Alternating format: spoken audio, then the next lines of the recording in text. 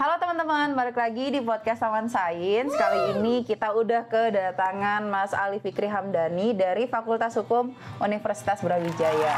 Nah, dari kemarin kita udah ngebahas dari teman-teman sains, terus juga sastra. Nah, kita pengen sesekali ngobrol dari segi hukum, anjay. Nah, kali ini kita apa? Ada hukumnya, ada sosialnya. Iya, betul. Jadi judul artikel Mas Dani ini yaitu Tanah untuk Pasar, Neoliberalisme, Hukum dalam Reforma Agraria Rezim Joko Widodo. Atau bahasa Inggrisnya Land for Markets, Legal Neoliberalism in Agraria Reform Joko Widodo's Rezim. Kenapa Mas? Kan ini udah selesai rezimnya, kok masih dibahas-bahas aja? Kenapa? Ya meskipun selesai, kalau dampaknya masih ada sampai sekarang, itu juga kalau menurutku penting juga perlu dibahas ya. Oke. Nah, itu sebenarnya penelitian tahun lalu, cuman kebetulan terbitnya kan tahun sekarang. Jadi secara momentum mungkin bisa dibilang agak terlambat ya, karena Jokowinya sudah lengser, diganti presiden yang baru. Nah, sekarang ini sebenarnya presiden yang baru kalau kita tahu kan, dan sebelum-sebelumnya dikampanyekan, itu kan nggak jauh berbeda dengan masanya Jokowi, termasuk programnya reforma agraria ini. Itu. Oh ya, sebelum lanjut, aku mau Mas Dani perkenalkan dulu ke teman-teman kesibukannya apa akhir-akhir ini, dan say hello dulu ke teman-teman akrab. Halo teman akrab. Ya tadi udah diperkenalin. Namaku Ali Fikri Hamdani atau biasanya dipanggil Dani. Kebetulan kesibukannya lagi kuliah di S2 Hukum. Emang sekarang lagi kuliah? Iya, enggak. Kalau sekarang nggak kuliah lah. Oke, siap-siap. Aktivitas kuliah sekaligus aktif di organisasi di Malang lah. Organisasi apa tuh? Organisasi gerakan sosial, lebih tepatnya kalau di Malang ada Malang Corruption Watch. Organisasi yang lebih aktif atau lebih banyak nyorot isu-isu tentang korupsi, gerakan sosial dan macam-macam lah. Oke. Kita balik lagi ke topik artikelnya.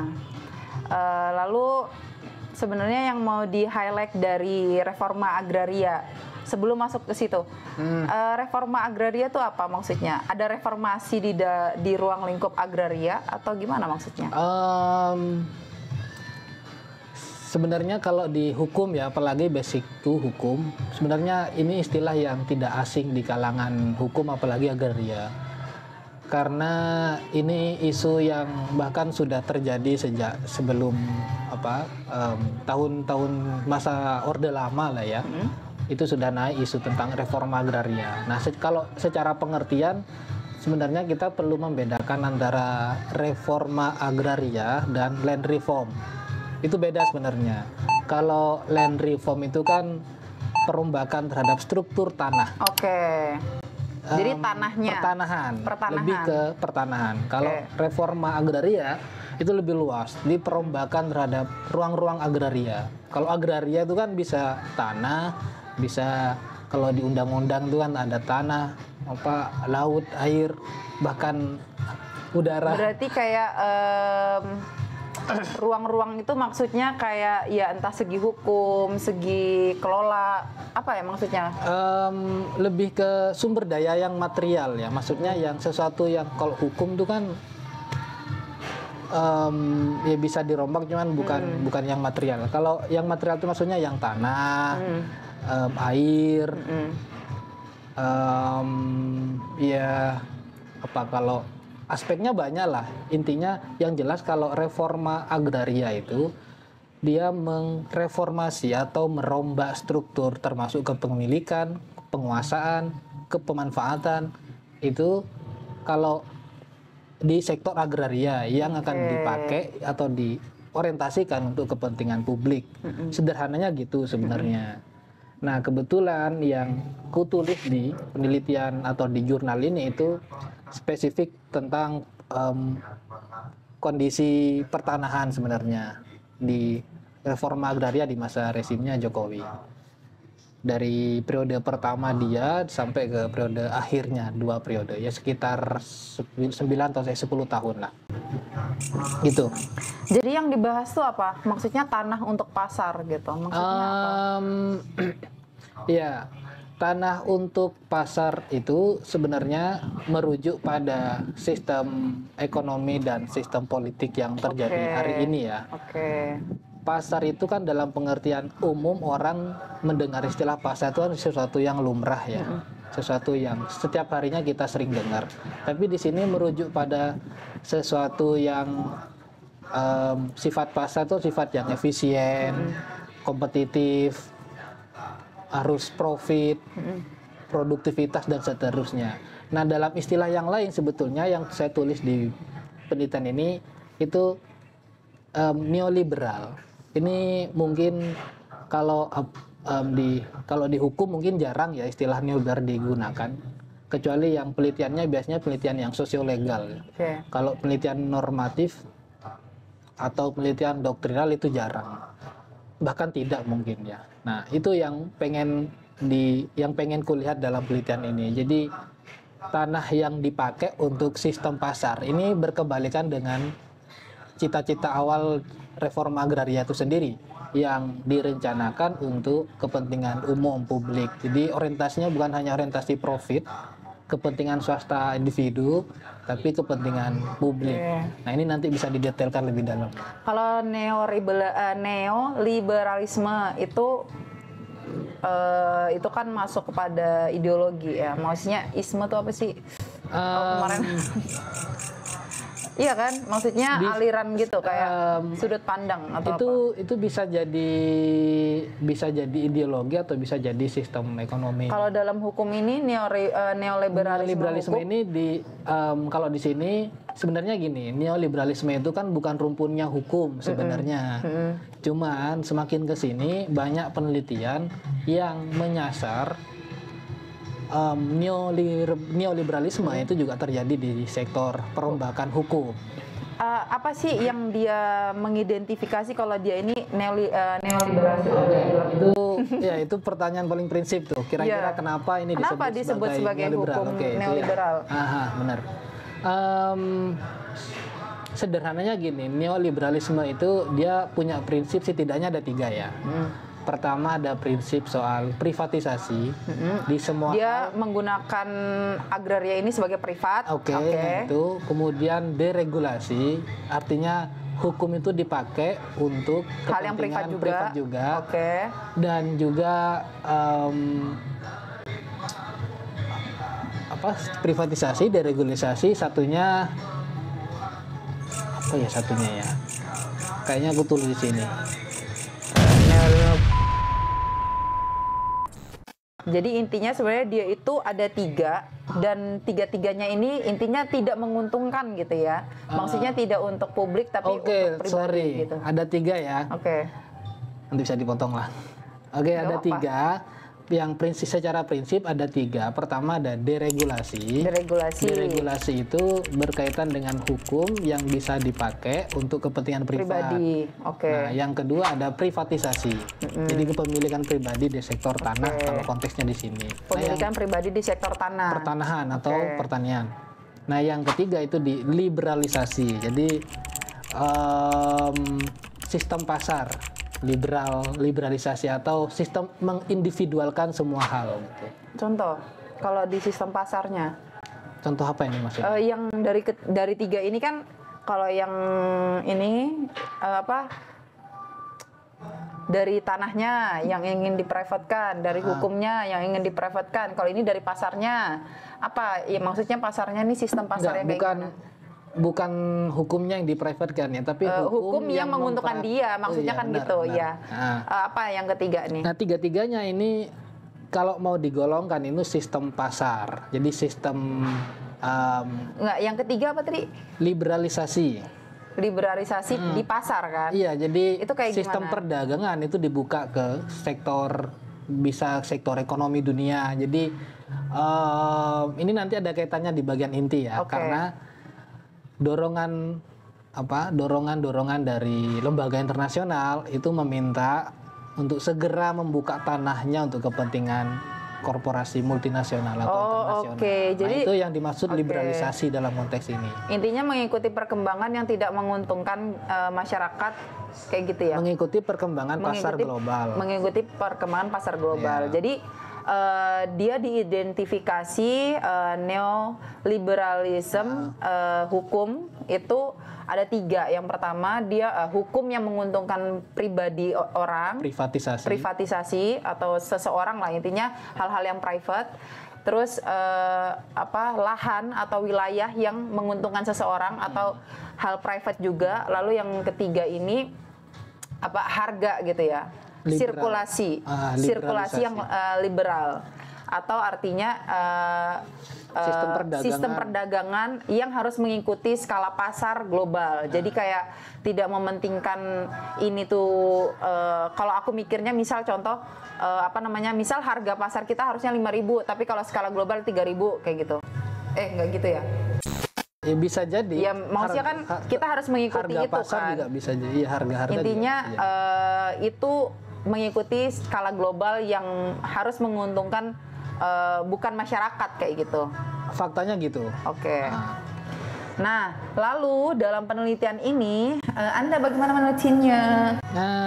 Sederhana sebenarnya ya penelitian ini. Karena ini studi literatur. Ya, yang paling pokok di studi literatur. Jadi sumber penelitiannya lebih banyak di dokumen-dokumen, termasuk dokumen pemerintah, kemudian dokumen Bank Dunia, World Bank, dan yang jelas ada dokumen lembaga non pemerintah, kajian-kajian sekunder ya. Di sumber penelitiannya, sumber pokoknya lebih banyak di kajian sekunder. Oke, terus penelitiannya tentang apa? Maksudnya di dalamnya tuh membahas kayak gimana? Sebelum ke situ, kalau misalkan yang sekarang isu-isu saat ini, bisa dikontekskan dengan isu yang sekarang ya. Iya ya, maksudnya yang neoliberalisme hukum, reforma agraria ini, itu kan kalau kita lihat yang sekarang itu kan ini ya, yang laut itu nggak masuk. Masuk yang lain lagi. Beda sektor soalnya. Kalau saya pribadi tidak banyak lihat soal itu ya. Soalnya beda sektor di perairan atau di kelautan. Kalau ini lebih ke pertanahan ya. Oke, siap-siap. Oke, lalu dalam penelitian ini apa yang kamu teliti dan apa hasilnya? Pertanyaannya langsung poin ini ya. Kan nanti kita membredel di situ, karena aku akan membahas isinya.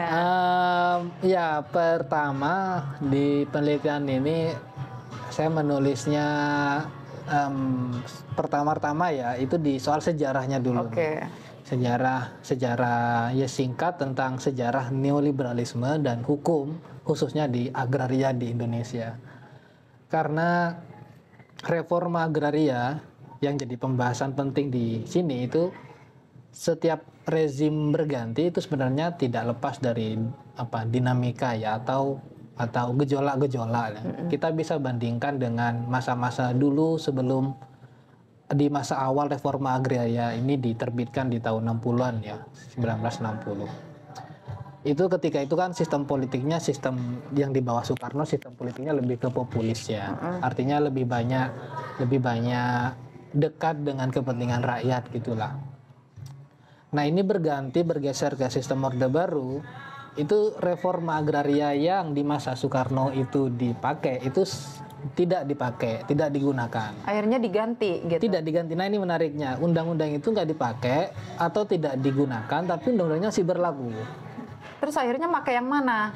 Pakai ada undang-undang tersendiri. Nah ini bedanya. Jadi ada semacam ya kalau di hukum ada konflik norma gitu lah. Jadi ada barangnya tapi nggak dipakai gitu. Nah itu di masa Orde Baru ya.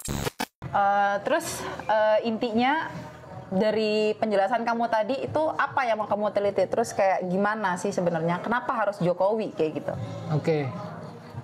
Yang pengen kulihat di masanya Jokowi itu tentang prakteknya reforma agraria, praktek reforma agraria di masa Jokowi, dan sepengaruh apa neoliberalisme di masa Jokowi gitu.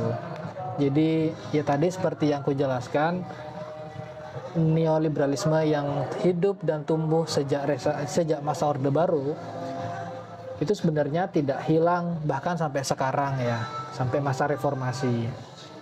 Nah, di sektor agraria ini berdampak besar.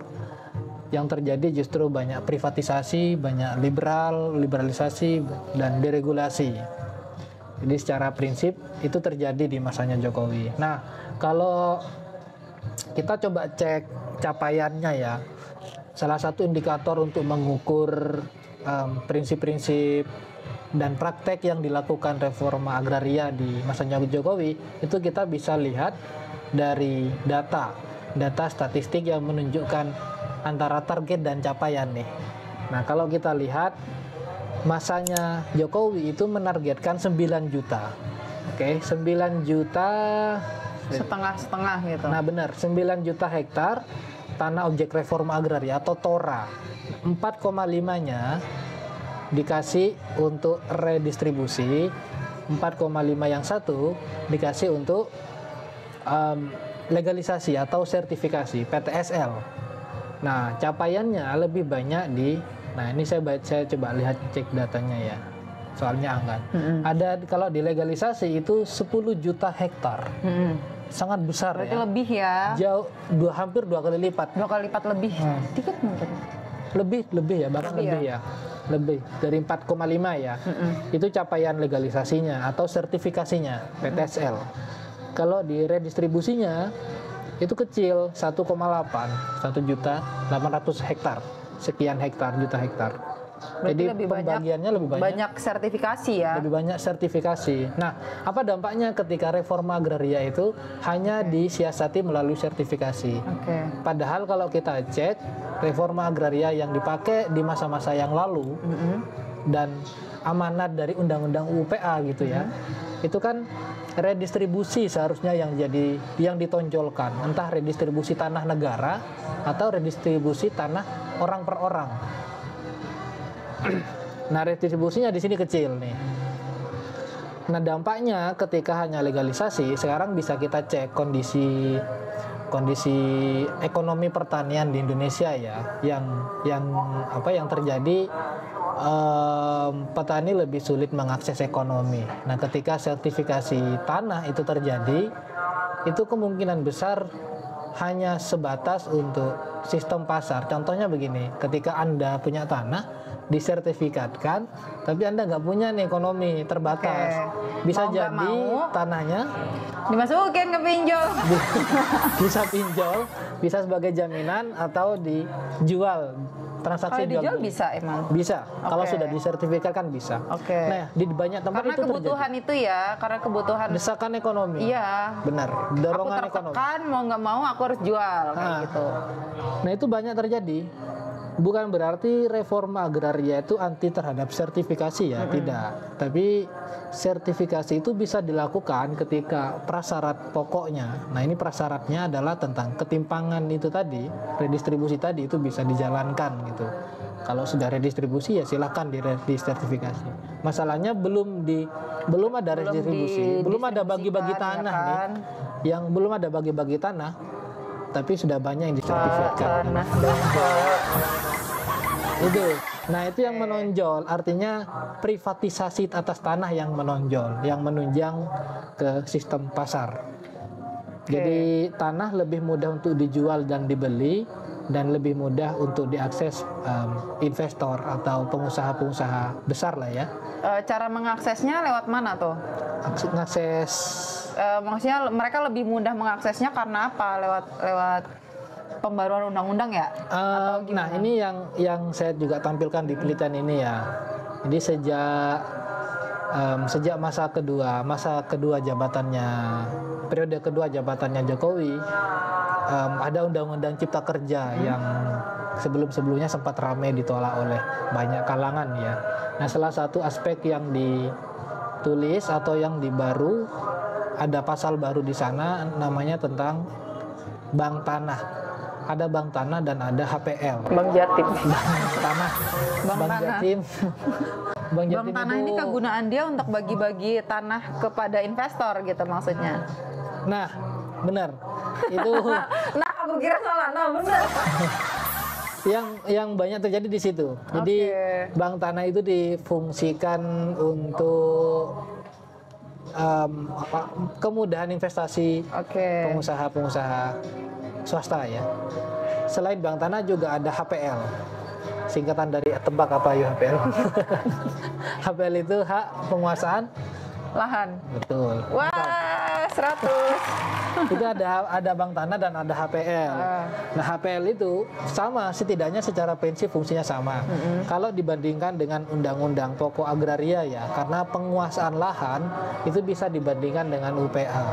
Penguasaan lahan di UPA itu penguasaan yang dikuasai oleh negara, hak menguasai negara. Nah, berbeda nih dengan HPL. HPL bukan lagi cuma domainnya negara, tapi domainnya pihak ketiga. Maksudnya adalah swasta. Jadi selain negara yang mengelola tanah, swasta juga bisa mengelola tanah. Nah, itu prinsip liberalisasi seperti itu. Nah, itu yang terjadi di Cipta Kerja. Begitu. Terus yang kamu mau teliti itu sebenarnya apa? Maksudnya oke lah, udah ada hasilnya. Terus Benar. lalu so what gitu kan? Tadi sejak periode kedua, sejak Cipta Kerja, itu berarti artinya prinsip dan cara kerja neoliberal itu semakin kuat, semakin besar. Oke. Nah, ini bisa jadi dampaknya sampai sekarang ya, meskipun Jokowi sudah tidak lagi memimpin. Nah, ini bisa berdampak ke dampak secara langsung ke petani-petani ya. Contoh misal ketika swasta atau pengusaha lebih mudah dipergampang untuk mendapatkan akses terhadap tanah, itu otomatis konflik agrarianya juga semakin tinggi. Nah, itu yang saya tunjukkan di penelitian ini salah satunya tentang konflik agraria yang dari tahun ke tahun itu semakin besar. Bahkan tahun sekarang nih 2024 itu semakin tinggi. Kebetulan kalau di jurnal yang aku tulis itu datanya masih muncul sampai tahun 2023. Nah, beberapa hari belakang ini ku cek 2024 itu ternyata semakin besar konflik agraria. Nah, tadi kita bahas bank tanah. Ada salah satu peran bank tanah yang mempercepat konflik itu. Karena yang awalnya dipakai untuk tanah itu dikelola oleh rakyat ya. Kemudian diambil alih oleh bank tanah ngasihnya ke perusahaan. Maksudnya diambil gimana? Dibeli? Ini contohnya gini lah, ada tanah yang Bengkalai. bukan terbengkalai, terlantar karena sebelumnya adalah ex HGU. Hak guna usaha. Awalnya ada Bisnis. ada pengelolaannya yang seharusnya itu dilempar ke rakyat, didistribusikan ke rakyat, itu diambil alih oleh bank tanah, dikasih bank tanah dulu dan dikasih ke pengusaha. Lo berarti sebenarnya fungsi bank tanah ini ya beralih fungsi dong. Harusnya awalnya dia ngomongnya mau mendistribusikan tanah. Kalau bank tanah fungsinya bukan untuk distribusi. Lah makanya kenapa diambil alih sama bank tanah? Ya, kalau awalnya mau didistribusikan. Ya jangan komentar keras ke saya dong. Kenapa? Hah? Ya itu tadi fungsinya bukan untuk redistribusi. Ya berarti intinya dari awal udah salah kan? Gitu tapi bank tanah fungsinya untuk mengkonsolidasikan tanah yang akan dipakai untuk kepentingan investasi. Lah berarti kan gini loh, sebelum masuk ke investasi harusnya dibagiin dulu nggak sih? Harusnya ya. Iya kan? Kan awalnya redistribusi katanya. Kalau ngikutin alur logikanya UPA atau reforma agraria, seharusnya memang iya lebih banyak direstribusi. Fungsi bank tanah seharusnya untuk mempercepat redistribusi. Iya. Nah, yang terjadi sekarang tidak. Itu yang di penelitianku itu yang ditulis. Intinya kita tidur. Terus gimana orang diambil alih bank tanah terus kita mau ngapain? Kalau dulu gini, misal Mbak Khadijah nggak punya tanah, sama sekali nggak punya tanah, dan sebagian besar orang di tetangganya Mbak Khadijah misal punya tanah 20 hektar atau sampai 50 hektar. Gitu. Kalau dulu tanah tetangganya sampean itu dirampas, dikasih ke Anda. Bukan dirampas, diambil alih negara, kemudian didistribusikan ke, karena aku tetangganya. Karena bukan karena tetangga, karena nggak punya tanah. Oh gitu, bukan karena tetangga. Bukan karena tetangga, tapi karena nggak punya tanah. Dan bisa jadi yang dapat bukan tetangganya. Semua orang bisa dapat, yang penting nggak punya tanah. Itu udah lama tanah. Ya, kita nggak usah bahas masa lalu yang zamannya udah dibagi-bagi ya. Karena itu penting, karena harus jadi patokan. Iya, nah posisinya aku cuma pengen minta dibagi aja udah. Iya, dan itu nggak terjadi sampai sekarang. Oke, intinya. Tapi kok kayak misal kalau orang mau buka lahan untuk perumahan gitu bisa-bisa aja, cepet-cepet aja. Berarti itu karena emang investasi atau gimana? Kalau buka lahan, ya semua orang bisa, maksudnya gimana? Oh, nggak paham. Maksudnya gimana? Kayak ya udah banyak banget di Malang ini yang udah buka lahan, terus sawah udah nggak ada, rumah di mana-mana. Kalau prinsipnya kalau ngikutin UPA ya, prinsipnya itu ada batas. Oke. Sebenarnya setiap per keluarga itu tidak boleh melebihi batas ketentuan maksimal kepemilikan tanah. Oke. Kalau dulu itu tergantung kepadatan penduduk ya. Setiap wilayah berbeda-beda batasnya berapa. Setidaknya ada 5 hektar sampai 6 hektar lah. Orang tidak boleh punya tanah sampai melebihi luas segitu. Dan kalau seandainya ada lebih, itu dibagi-bagi ke orang yang tidak punya tanah. Meskipun udah jadi rumah. Beda lagi. Bangunannya itu. Kan itu untuk bangunan kan. Ini konteksnya ke tanah sawah. Ya. Sawah ada tanah. Ya macam-macam tanah kan ya. Oke, lalu intinya hasilmu itu menunjukkan apa sehingga kita ngapain? Hasilnya apa dan mau ngapain? Itu pertanyaan yang sangat ringkas dan kayaknya simple sekali pertanyaannya. Simple plan. Iya, kalau di penelitian, kalau di jurnal ini yang gue tulis, doktrin neoliberal tadi yang hidup sejak masa Orde Baru itu tidak pernah hilang, bahkan menguat sampai sekarang. Sampai masa-masa reformasi ya. Jadi melihat reforma agraria itu sebenarnya tidak bisa melihat sepenggal-sepenggal ya. Ini ada faktor sejarah juga, sejarah masa lalu juga. Nah itu yang terjadi sampai sekarang. Neoliberalisme itu sampai sekarang masih berlaku sebagai logika kerja dalam reforma agraria. Jadi tidak heran kalau lebih banyak terhadap sertifikasi daripada bagi-bagi tanah atau distribusi. Sebenarnya kayak orang-orang kayak kita tuh juga dapat tanah ya. Kayak sebenarnya iya. Iya kan? Harusnya iya kalau nggak punya tanah. Kan nggak punya emang gini. Iya, harusnya Anda minta ke presiden. Terus habis itu gimana? Intinya kita udah tahu ya, kalau ini selain tadi ya, selain neoliberalisme itu masih ada, juga ada pemberlakuan norma baru, ada bank tanah dan ada HPL, hak pengelolaan lahan. Nah, 3 atau poin-poin ini tadi yang berdampak secara praktis ke sebagian besar masyarakat pedesaan atau masyarakat tani di pedesaan. Dampaknya adalah pertama, konflik agrarianya jelas tadi semakin meningkat ya, dan perampasan lahan juga semakin meningkat. Nah yang paling penting itu ketimpangan lahan juga semakin meningkat. 1% orang punya 60% sekian dari seluruh tanah di Indonesia, dan sebagian besar yang lain hanya memiliki kecil, atau petani gurem atau petani dengan lahan di bawah 0,5 hektar itu semakin banyak. Dampaknya kan terhadap akses ekonomi dan kehidupan keseharian mereka kan. Nah ketimpangan itu yang semakin besar sampai sekarang. Nah dampak secara empiris sebenarnya sampai ke sana. Makanya kenapa di penelitian ini menulis tanah untuk pasar, bukan tanah untuk publik gitu ya. Ya yang terjadi tanah itu akhirnya diperjualbelikan, diakses hanya untuk kepentingan ekonomi privat. Kuburan kan sekarang juga dijual berapa M gitu udah. Kuburan. Iya.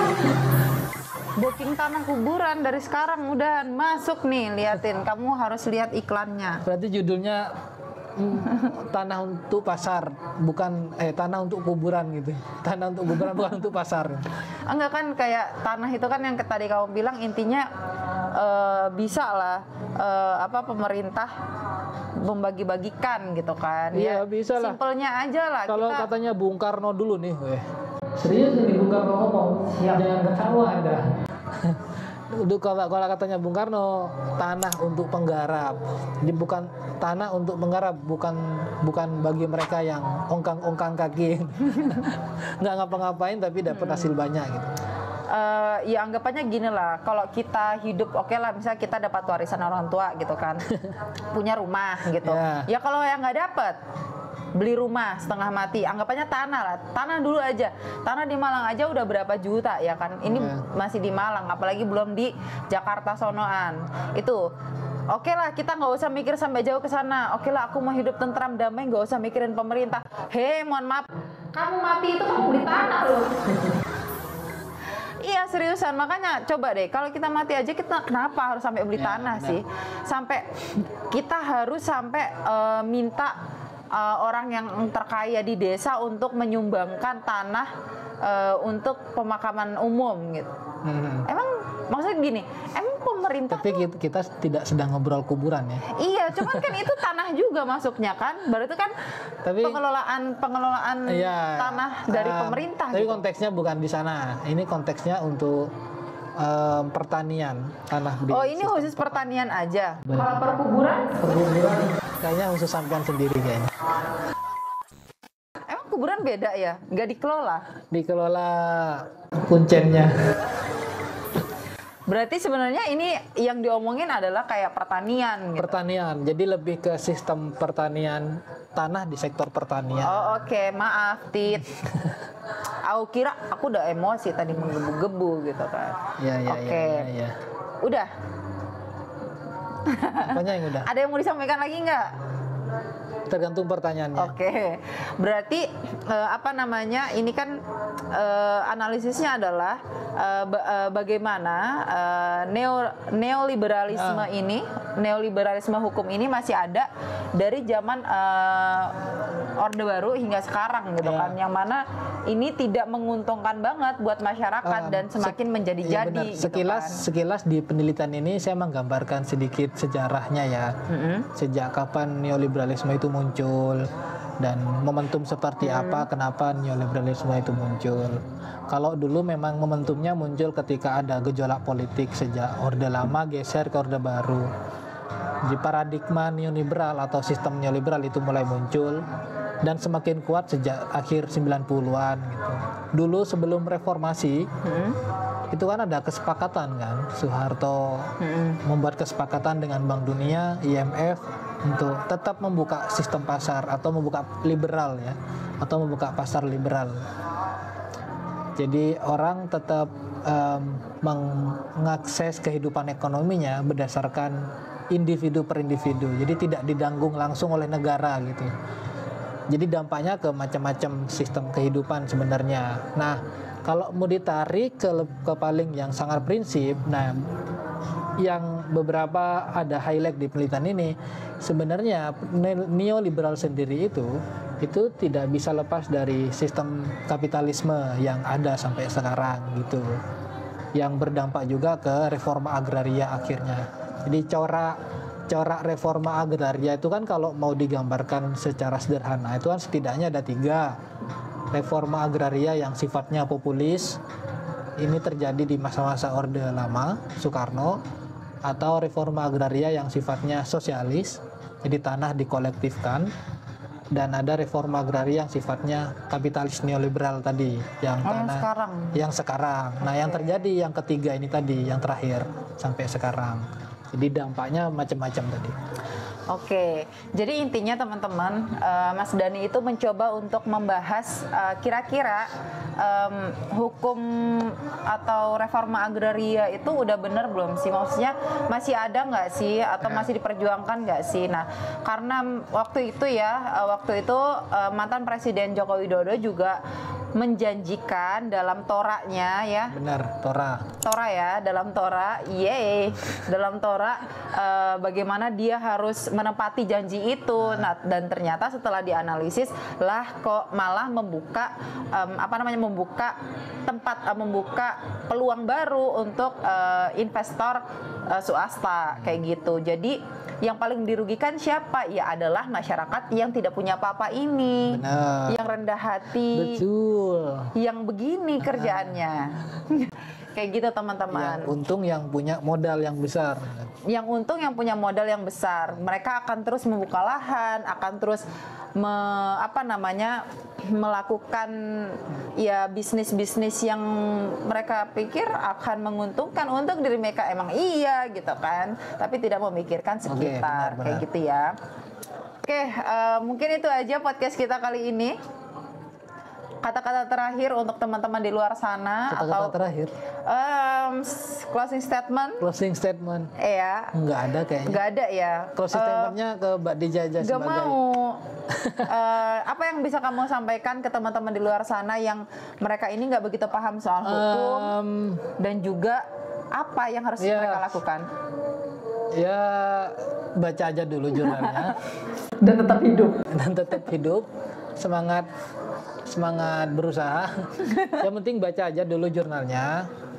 Nanti bisa bisa ngerti, setidaknya bisa ngerti detail ya. Gitu. Intinya buat teman-teman di luar sana mungkin bisa baca jurnal, dan juga ini udah azan ya. Jadi mungkin itu aja, kita bakal ketemu lagi di next research.